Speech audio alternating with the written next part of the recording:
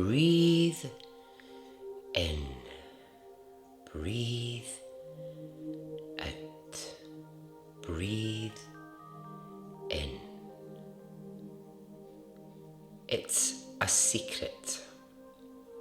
It's illegal. It's not my operation. Breathe in. Breathe out. Lights out. Someone is touching you. Just breathe and believe me, I am an expert. Welcome to Extraordinary Stories Podcast.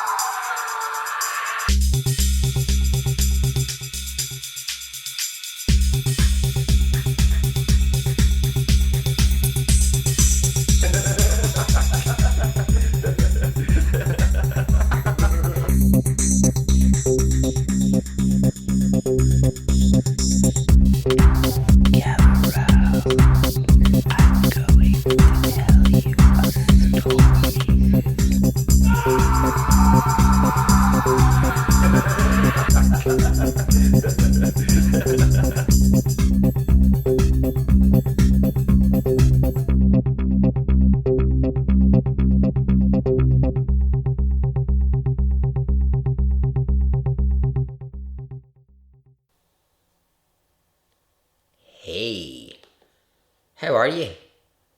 Are you well? Are you good? I am.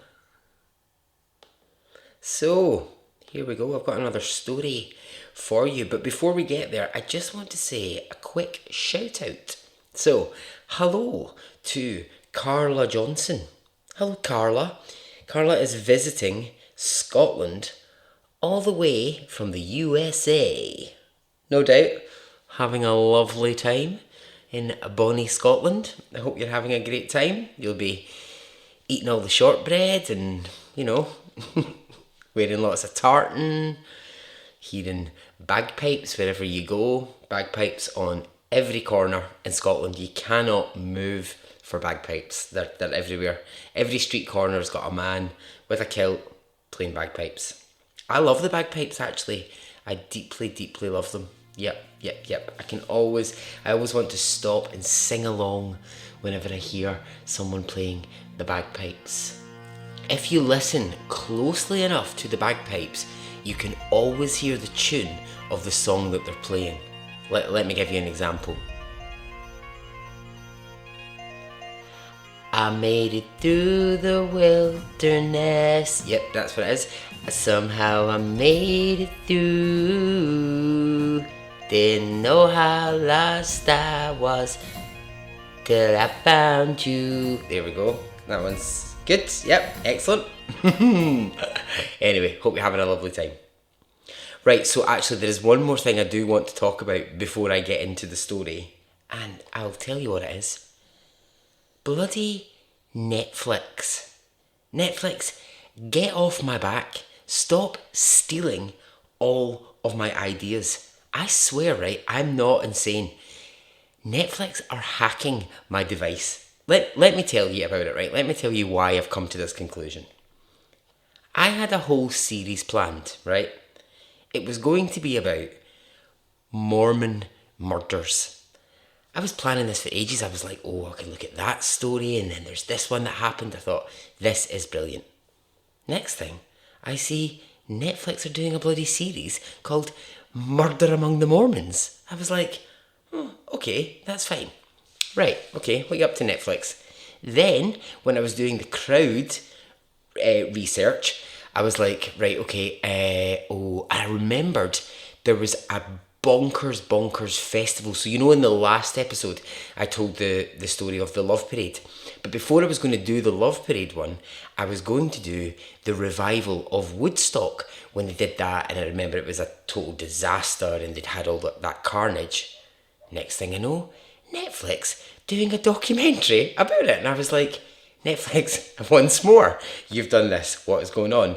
Then, literally this week, I was like, right now I'm fully convinced.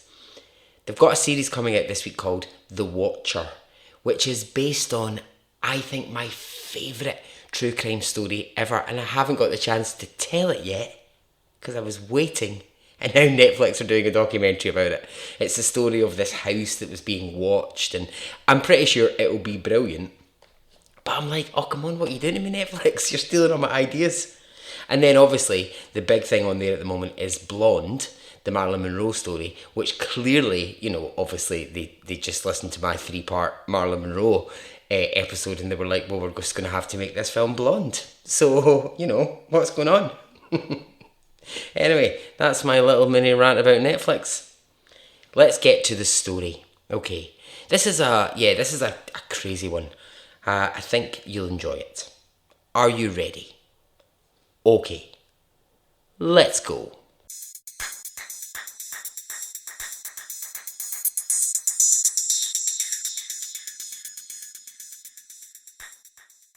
Okay, let's talk yoga.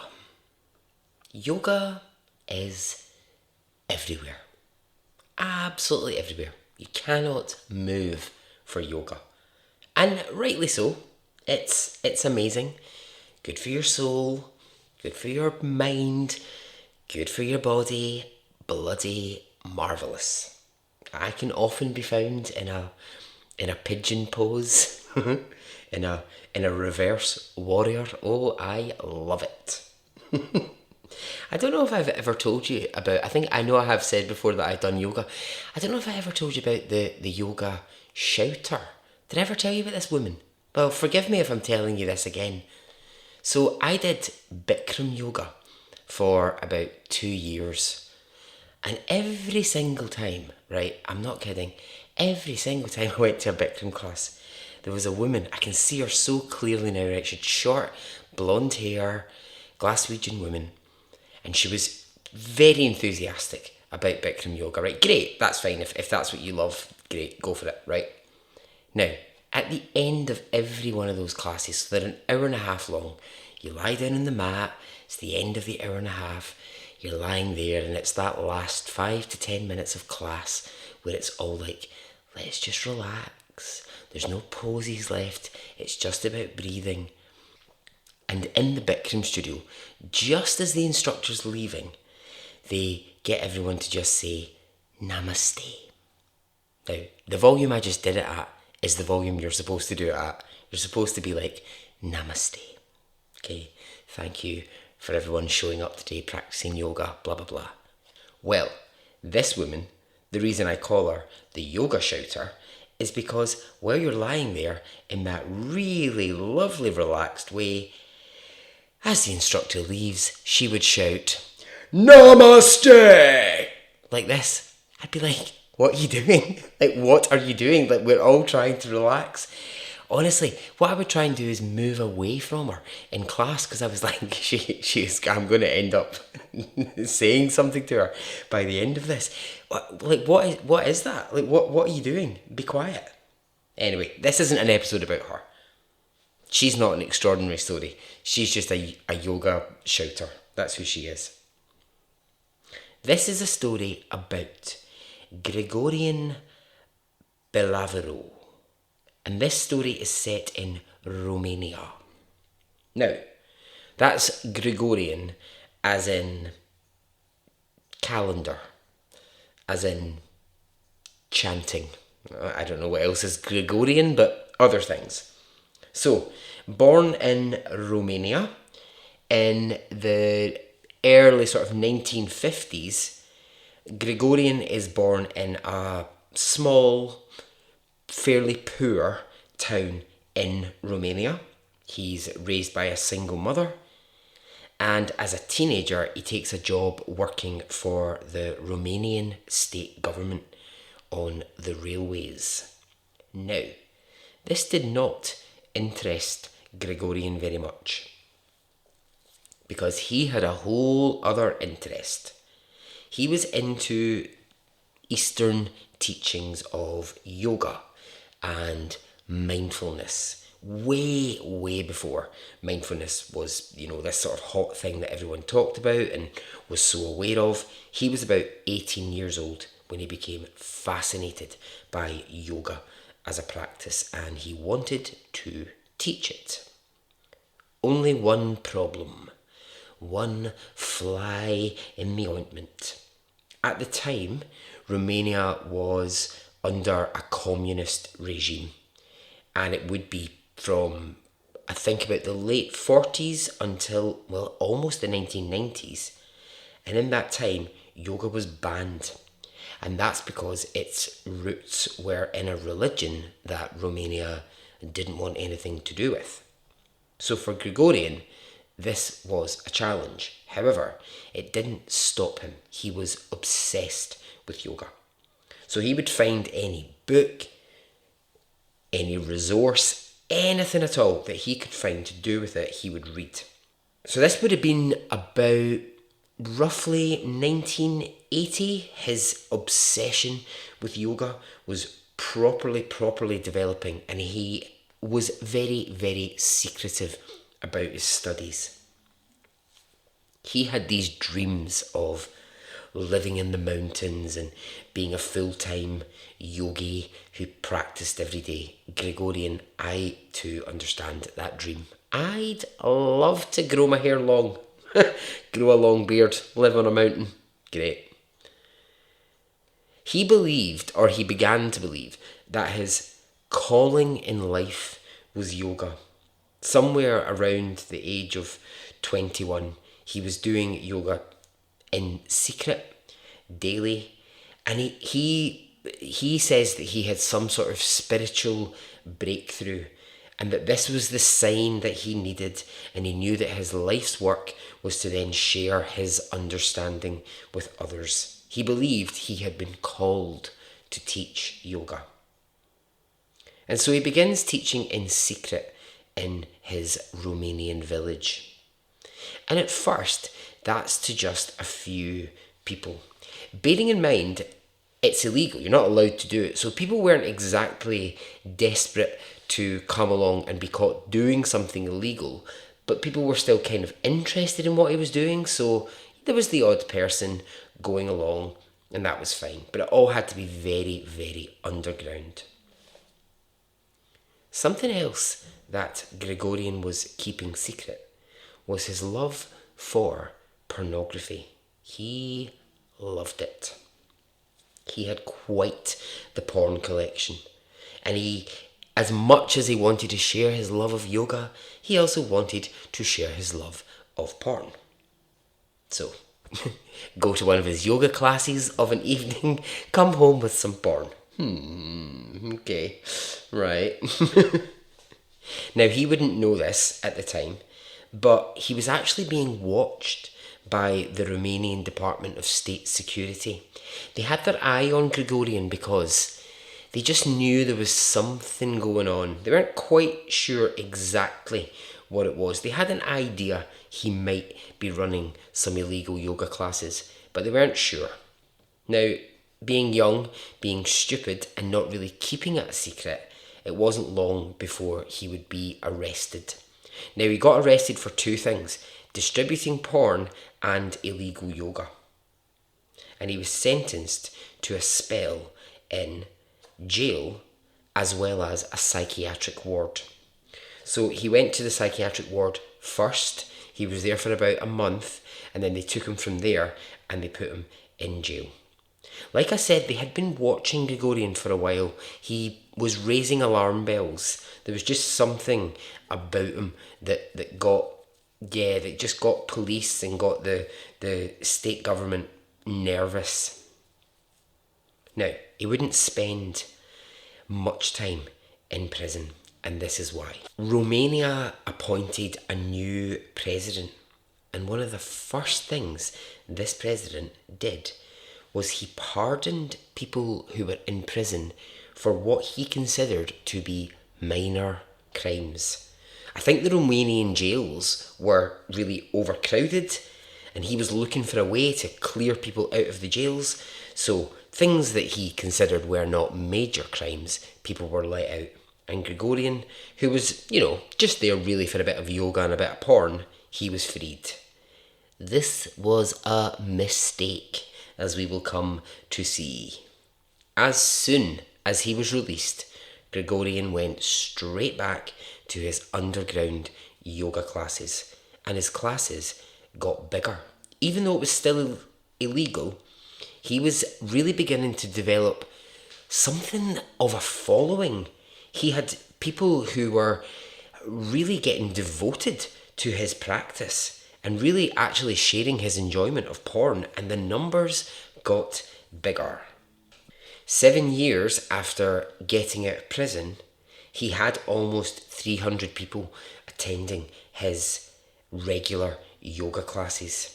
And he'd earned this status as a sort of rebel leader, practicing health and love and spreading his message through downward dogs and breathing. So the president, who had once pardoned the minor crimes of yoga and all those sorts of things and let Gregorian out of prison the first time, had a complete change of heart and decided that actually yoga was very illegal. It was now to be absolutely cracked down on in Romania. So anyone who was doing it was to go straight to prison, no mercy whatsoever. So here he is, Gregorian. He's got these 300 odd people that are coming to his classes all the time, following him, listening to his every word, and mid-yoga class he gets arrested in front of his followers and taken to a Romanian jail. Literally, I mean, how embarrassing. Can you imagine? He's there in the middle of like a big back bend and the police jump in. Right, you're nicked. Go. So he's now off to jail for the second time. But once more, he won't be there for long. This time, now get this for a load of absolute pish. Gregorian says that he escaped jail the second time by bending the bars of the cell with his mind. Oh, be quiet, you silly, silly man. No, you did not. I'm sorry, but no, you did not. He must have found some other way to escape. But when he got out, the story that he told people was that he used his mind. His mind was so strengthened from yoga practice that he was able to bend metal bars. My arse. You're talking nonsense. However, he was developing this real narrative around himself that he was this maverick.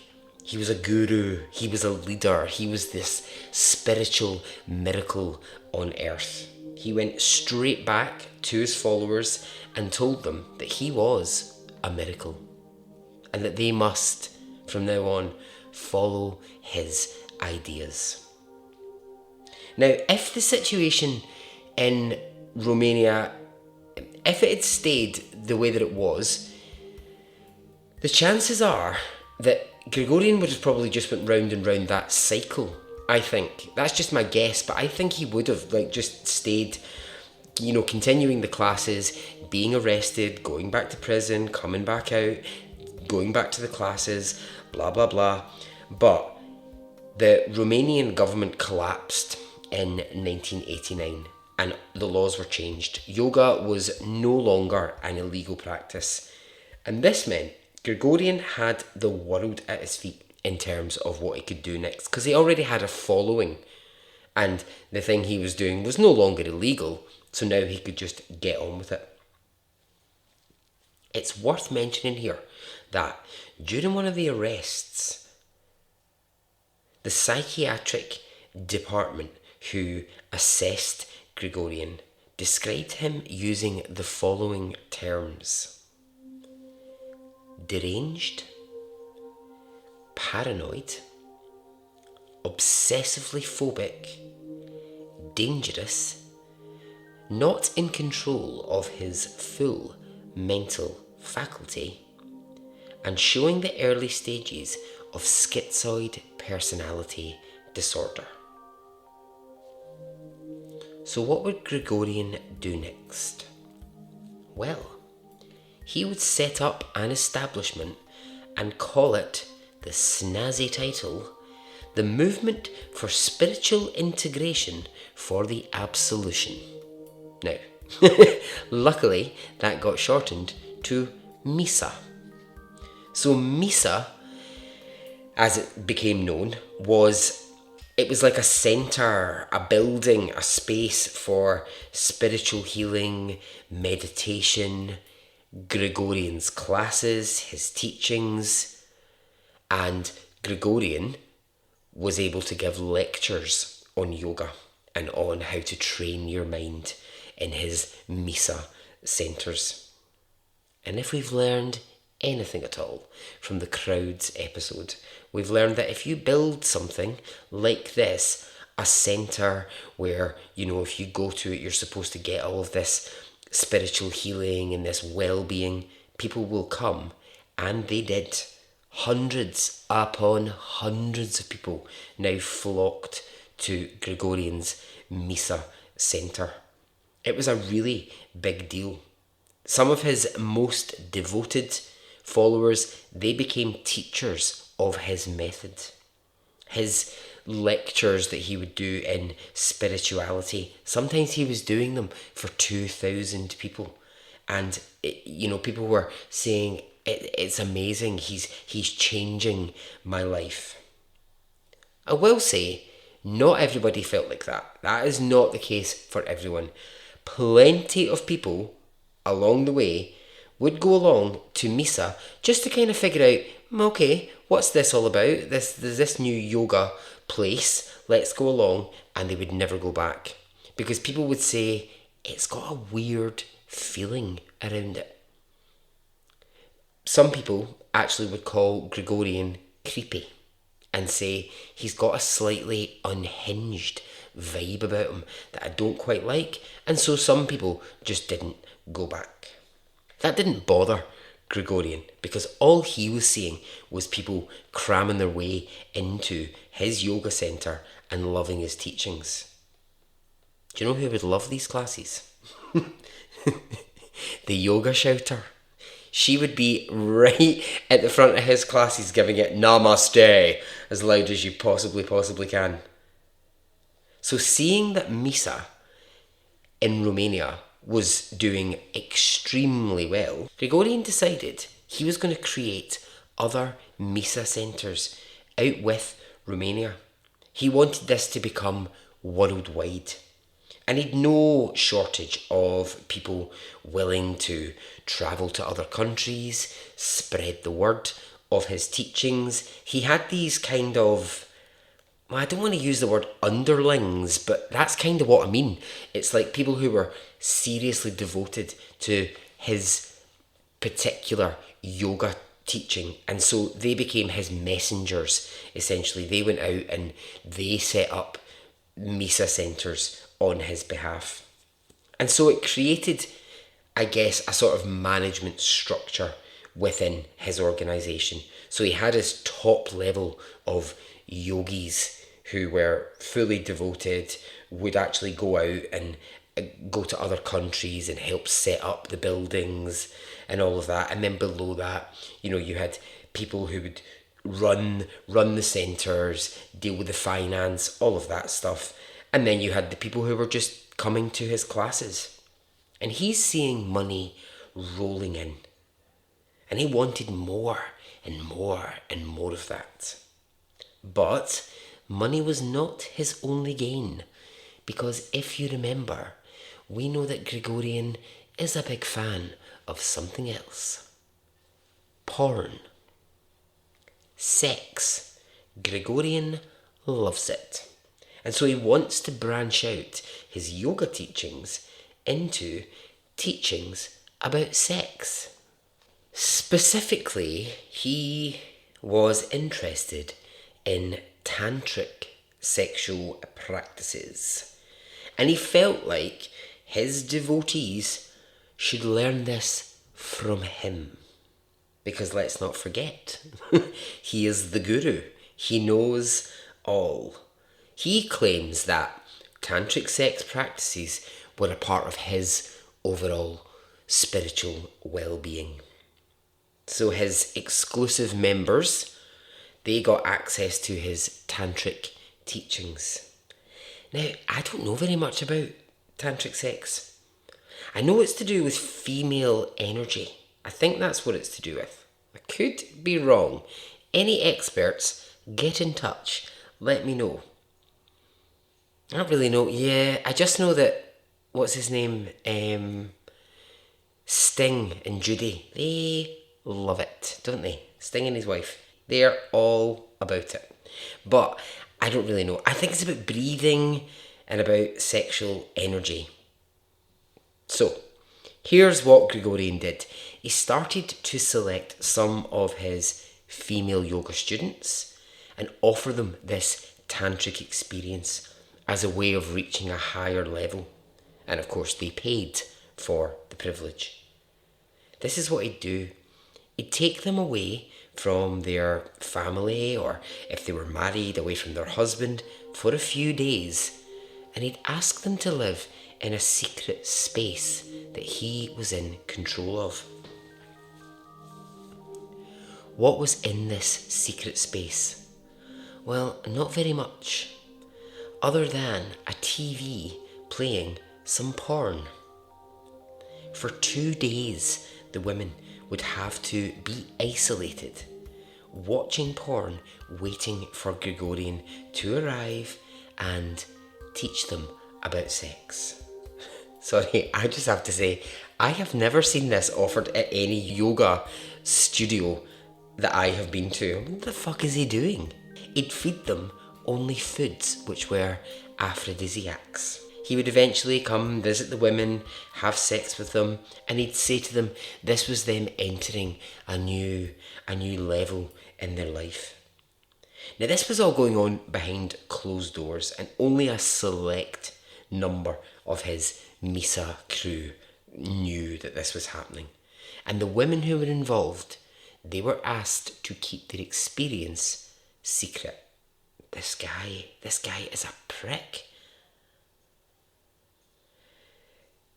As this is going on, he's still trying to get his Misa thing to be really popular throughout Europe, and by now there's centres in Switzerland, there's one in Sweden, there's one in Rome. They're popping up all over the place, and the Gregorian method of yoga is being taught.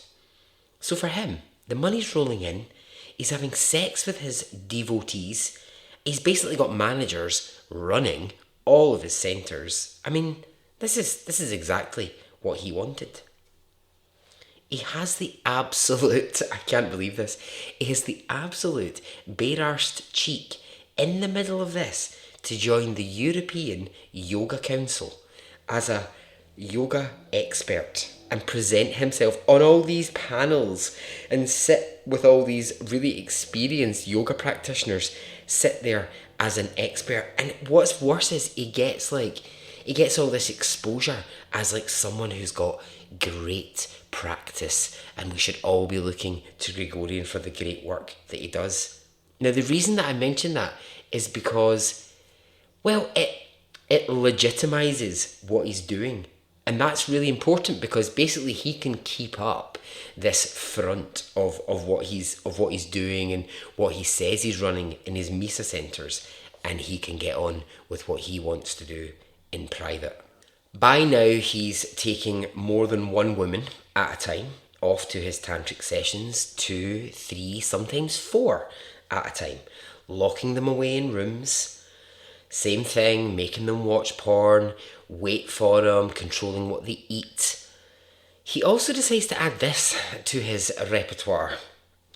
He starts making the women drink his urine because he tells them that flowing through him is the absolute essence of pure spirituality. And if they want what he's got, if they want to achieve that, they're going to have to drink his urine.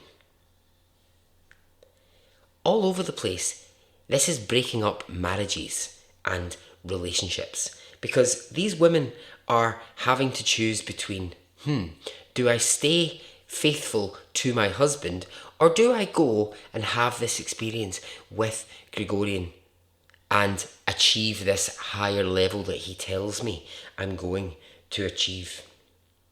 The other thing that he's doing is he's filming all of this. He's filming all of these sexual encounters, but the women don't know they're being filmed. He's making these films. They have no clue that this is what's happening.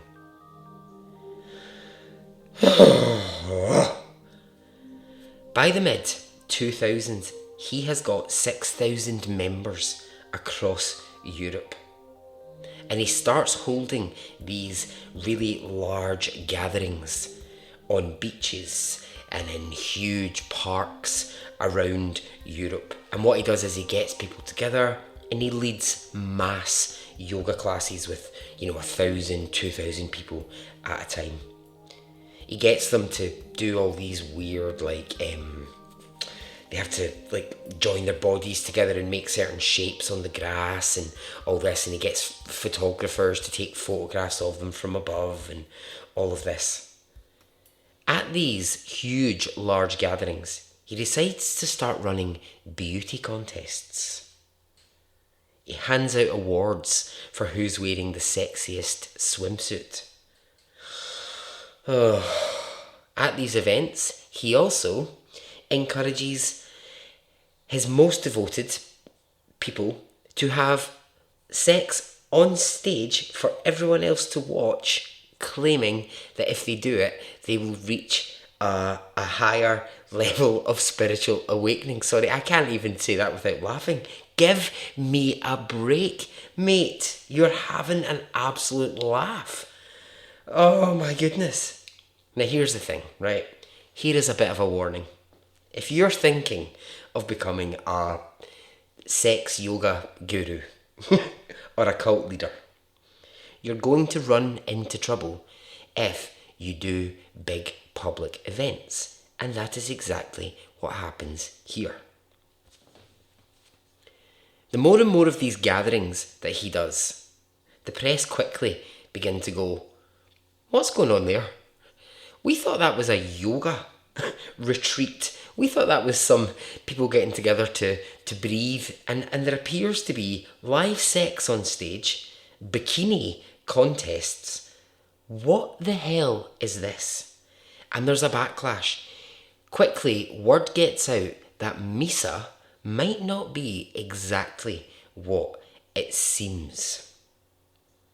One night, during one of these retreats, I don't know, somewhere in Europe, Gregorian is tucked up in bed in an expensive hotel when a group of men burst into his hotel room and they beat him up. And who are these men?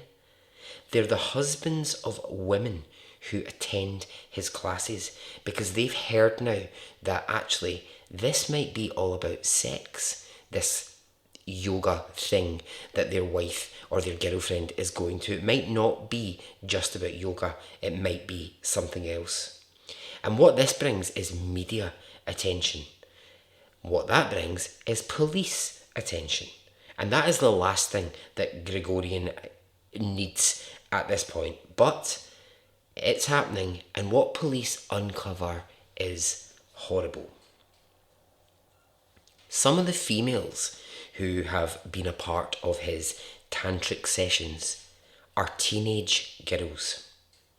Apparently he'd asked his most trusted Misa employees to recruit younger girls to take part in his classes. He'd take them away, he'd go through the tantric business with them, and he'd film those sessions. And those films were being sent across Europe by Gregorian.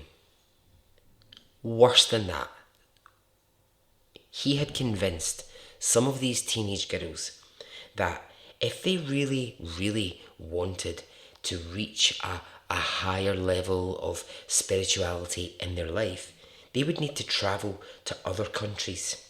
He told them, if you go to this specific country, if you go to Japan, if you go to Australia, you go to these places, when you get there, look up so and so, and he would give them a name and an address and a place to go. He'd say, when you get there, you'll be able to practice yoga.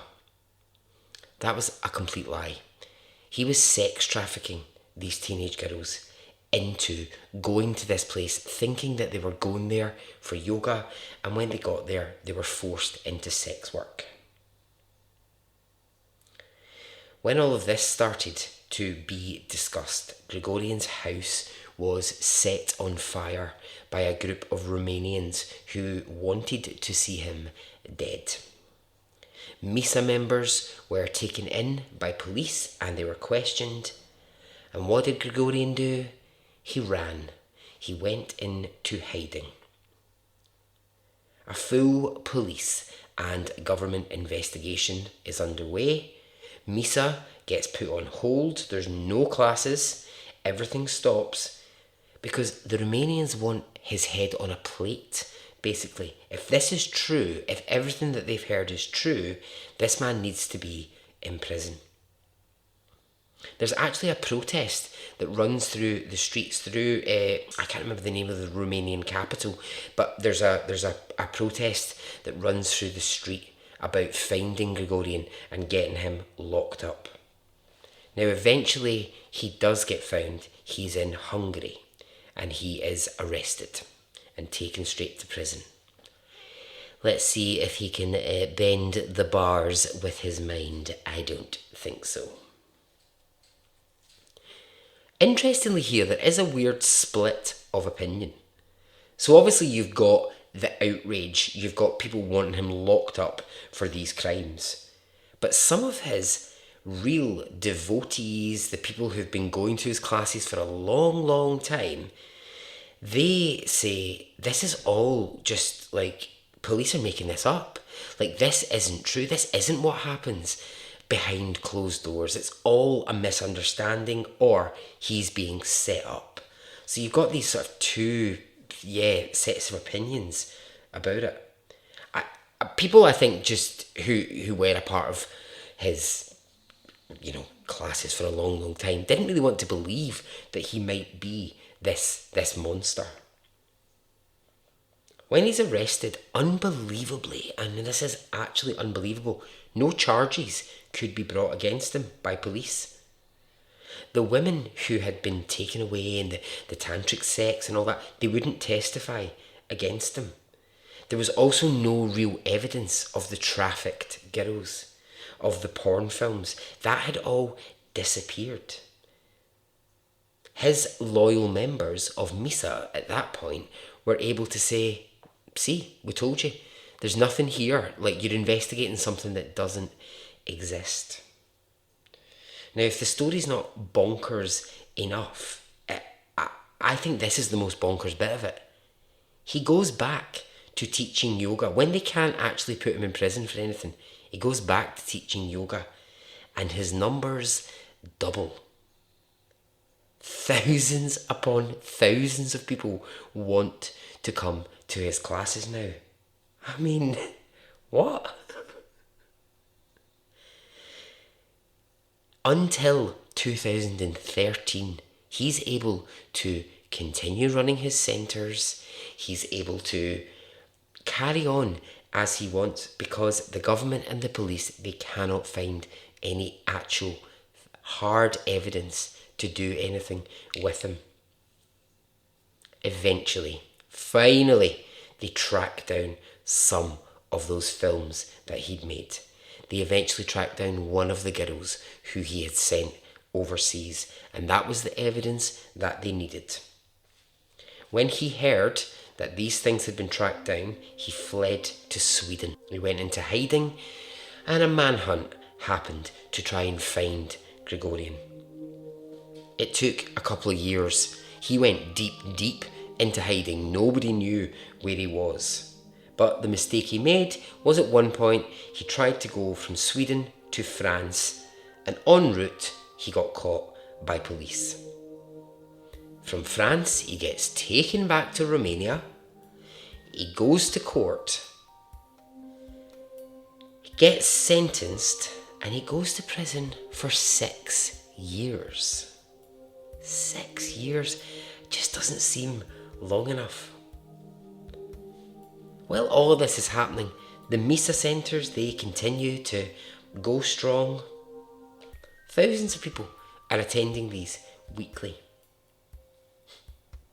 After just a year in prison, Gregorian is let out for good behaviour. And since 2015, Gregorian has been in hiding. Nobody knows where he is. He's hiding somewhere in the world. That's a mystery. That is also a real worry. I mean, basically, here's what you need to know. If you go to a local yoga class in your town and the teacher suggests that you drink his urine, then I think it's safe to say you might have found him. But as for where he is, well, no one knows.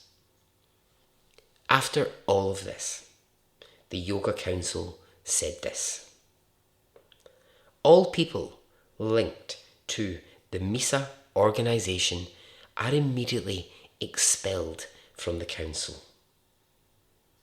He used yoga as a cover for illegal practices, and we do not respect his standards.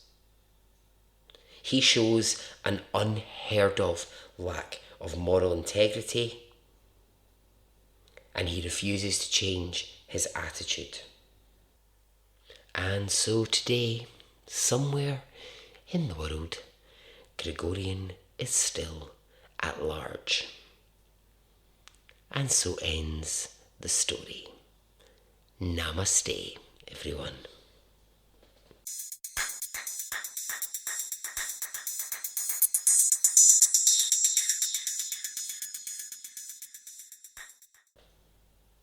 Well,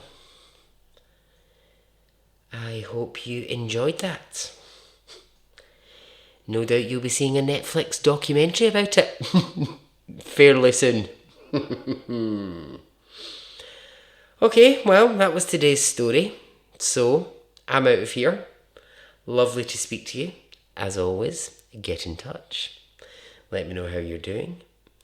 And until the next time, okay, goodbye.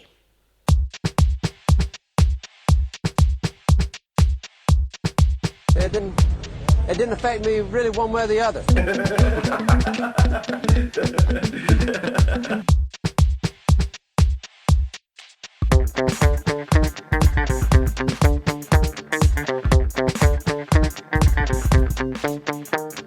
I would imagine from the look on his face,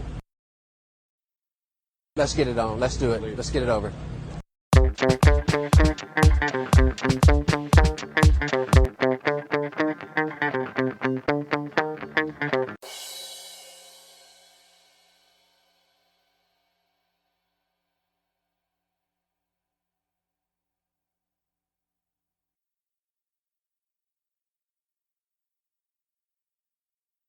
Let's get it on, let's do it, let's get it over.